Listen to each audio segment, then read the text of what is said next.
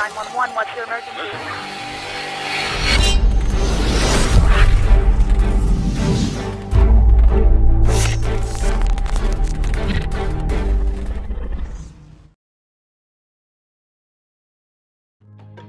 All right, Mark, what's up, man? It's good. How are you? Thanks for having me on. Yeah, I'm good.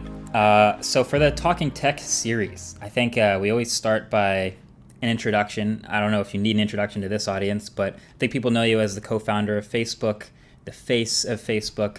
But I'll let you introduce yourself. What's your role every day, and what is that like for you? Yeah, well, I guess I started the company, and I've been running it for the last 16 years. And I think my job is pretty varied. I never really know when I wake up in the morning what what is going to be thrown at me that day. But overall, it's a really interesting mix of intellectual problems, and I'm grateful to get the chance to build stuff that so many people around the world love and use every day. It varies from the set of apps that you might have on your phone to some more far-reaching advanced technologies like the work that we're doing in virtual and augmented reality, which is personally one of the things that makes me the most excited. And we have these announcements coming out at Facebook Connect about some of the new work that we're doing. That's really interesting, actually. Do you split your time on the regular between Facebook, Instagram, Oculus, WhatsApp, or is it sort of every day has a little bit of everything? Yeah, I definitely split my time a bit more because there are just so many pieces at this point that if I were trying to tune into everything every day, then it would just be too much context switching. So as a matter of fact, what I try to do is like have a theme for a week. And maybe, usually I can't get away with just one theme, but I'll try to do 2 or 3 things in a week and have most of my time be focused on kind of nailing that and doing a good job at that. And then of course different things come up. I'm talking to people throughout the day, but we have really good people running each of the apps. It works well as a team, and that allows me to focus on some of the stuff that I think is the most important and whatever is coming up that I need to deal with. So I think one of the most interesting parts of the Talking Tech series when I get to speak to people is everyone has a unique perspective on tech in some way. And obviously you being at the head of a very important company like Oculus, that's what I'm most interested in, because at the head of it, you kind of have to have some sort of a vision for what you think the future of it is, which is, I guess, hard for me to wrap my head around. But can you talk a little bit about Oculus now? Like the Oculus Quest 2, by the time this comes out, will be the newest, latest, and greatest. But what does that future roadmap for a company like Oculus look like? Yeah, so if you look at the kind of broad history of technology, we get these new major technology platforms every 15 years or so. And each one delivers a more immersive experience and allows us to communicate with the people and businesses and things that we care about around the world with just higher fidelity.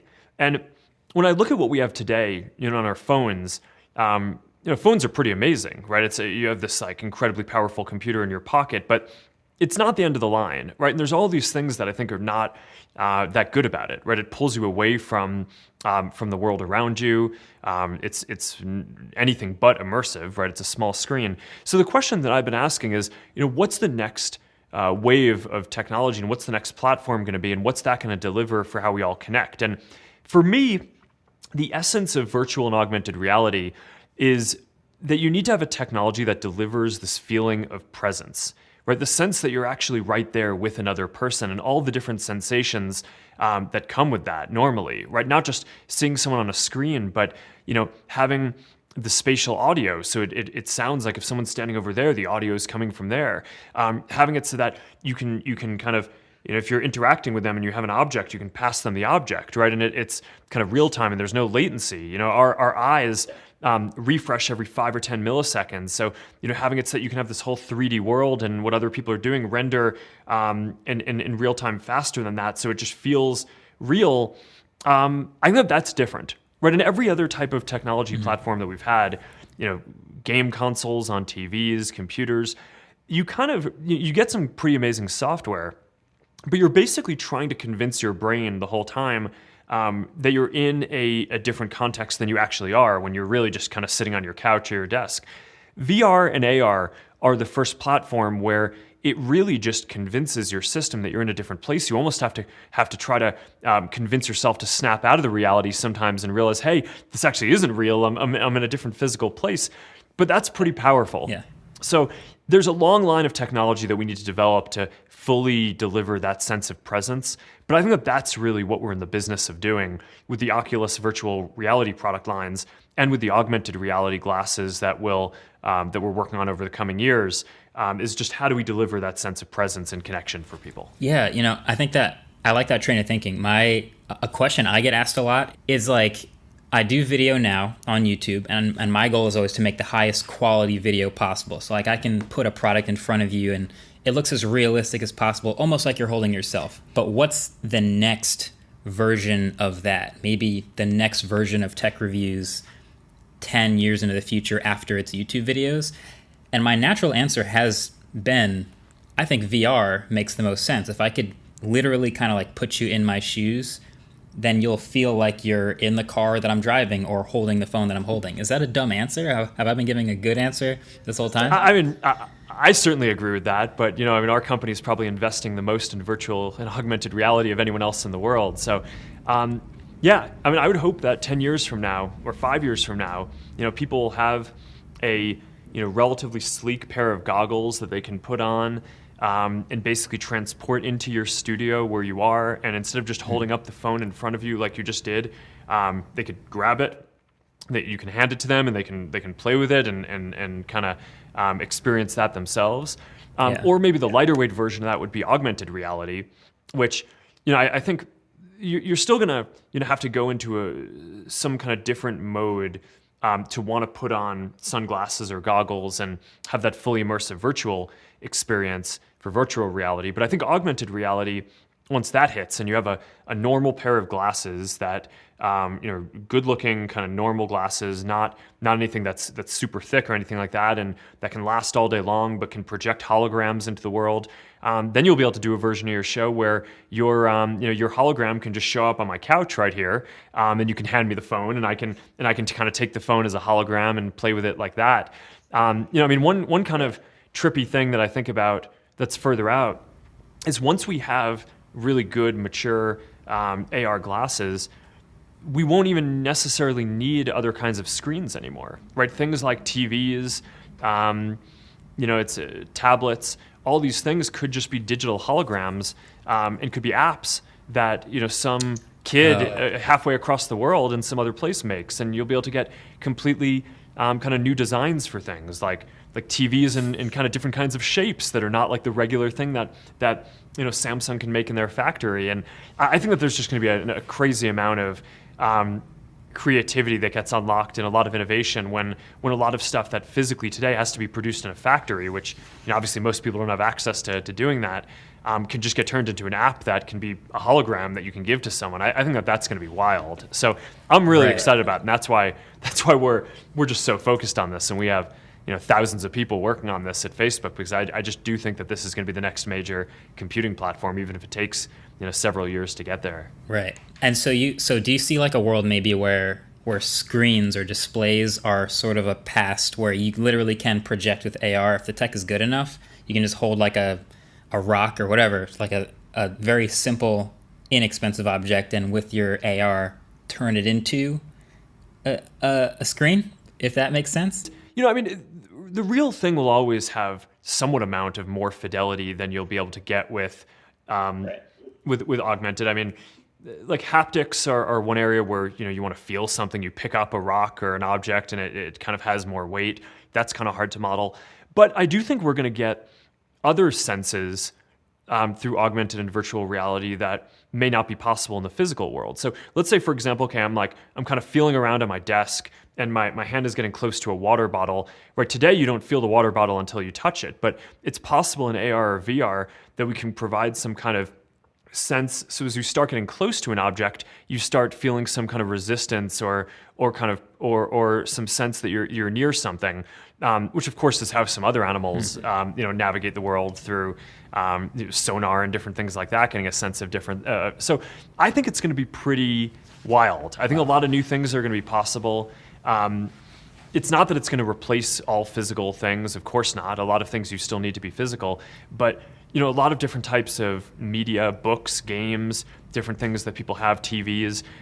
It's not actually clear that in the future those all need to be physical objects anymore. I think a lot of them, if you're sitting next to me, your hologram is here with me, and maybe another friend is kind of sitting next to you on the couch, hologrammed in from somewhere else, and we want to play a game of cards, and I can just kind of snap, and here's a virtual deck of cards, and I can hand them out, right? It's like, I just think that that's going to be pretty wild. So I think that that's going to be really powerful, but there's obviously a lot more technology that we need to develop before we can get there. Gotcha. Yeah. See, this is why it was a good idea to talk to you, because I'm not thinking this far into the future, and now I'm like, okay, you got to address all of your senses. Your sense of sight, your sense of hearing, but also you could introduce new senses, which is kind of crazy. But here's a question I've been wondering about. It could go with AR or VR. What do you think is more important for people to adopt this tech?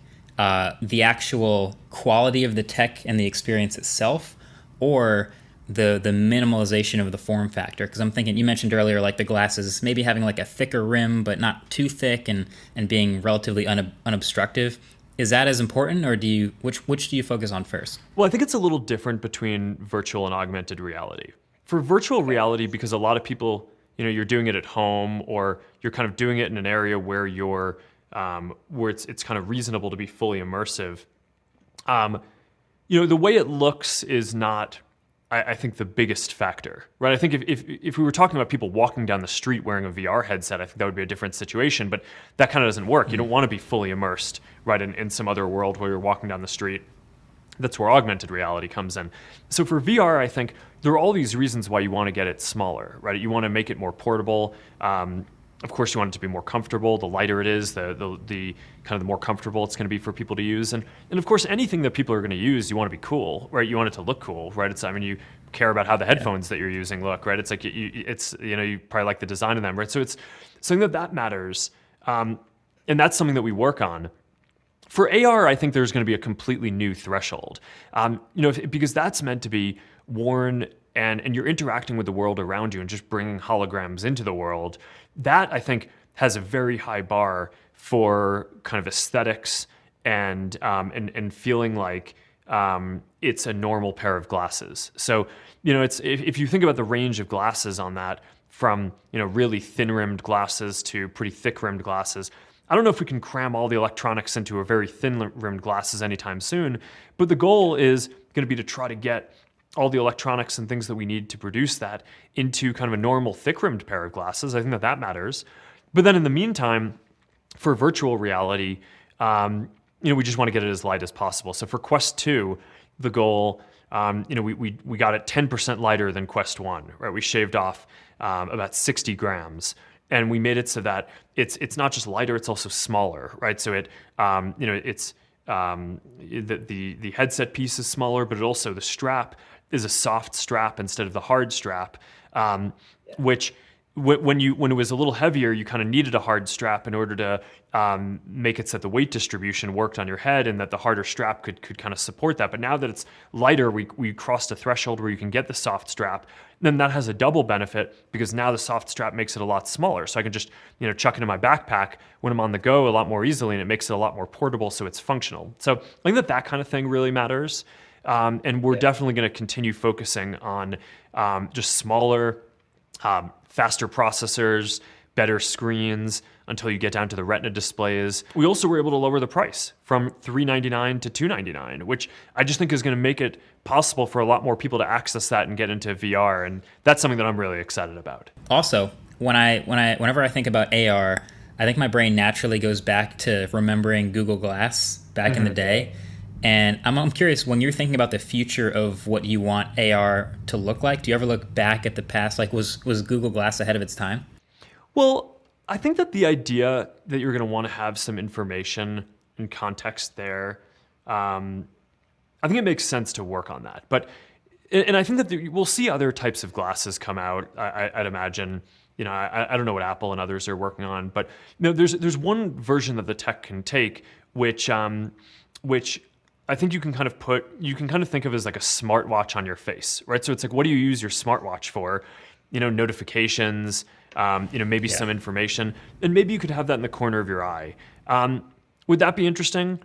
Yeah, I think that some people might like that. That's not personally the thing that I'm super excited about building. For a number of reasons. One is I come at this from the perspective of how do we connect people better. So, having some kind of information in the corner of your eye is just not as powerful from my perspective as being able to have like hologram Marques here with me, and being able to to interact and kind of share objects or play a game physically together. That I think is just like a completely different value proposition that's going to be harder to build, but I think is worth waiting for to get to that. So I think you'll kind of see different things. Google Glass was sort of an early take on the kind of smartwatch on the face type of thing, and I don't know. I'm sure others will try that too. That's that's not the main thing that we're focused on trying to build. Gotcha. So I have a little bit of a rapid fire, little this or that questions, and we'll see what you think. Okay, algorithmic or chronological? Ooh, well, I mean, I feel like I'm kind of the algorithmic guy. So yeah. So look, there's a place for both. At the end of the day, if your cousin or someone, if they have a baby or some milestone happens, it's like you just kind of expect that you're going to see that, and people get upset when they miss that because it was 40 posts down because it was in chronological order. So I think the ranking is more valuable. The other thing that we just found is that when we made the whole thing chronological, it basically encouraged people to spam, right? Because a lot of pages were like, oh, I could get to the top by just posting stuff really, really frequently. So I kind of think like having an option to see things chronological in a world where most pages expect that their content is going to have to be ranked and therefore has to be good content is kind of a good balance. But having it go all chronological, I think, kind of produces some bad effects. Got it. I feel like that's the level-headed algorithmic answer. I prefer good algorithmic to chronological.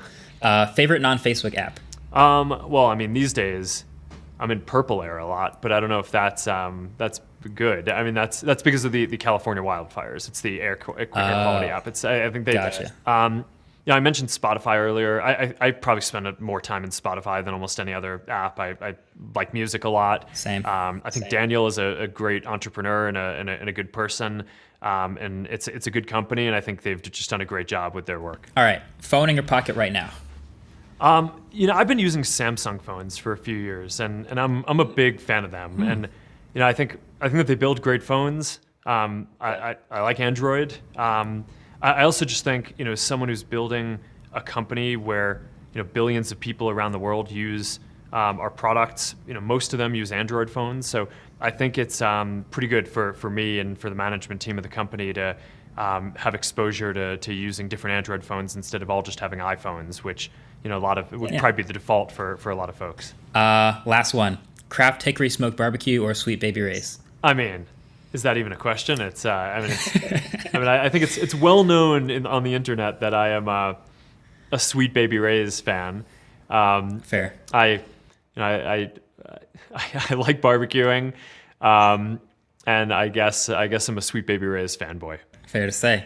Mark, thanks for joining me. I appreciate the time. I know you're a busy guy, so taking the minutes to spend with me was appreciated, and hopefully I'll take all this new knowledge about the future of VR and AR with me. Awesome. All right. Well, thanks for having me. Appreciate it. All right. See ya.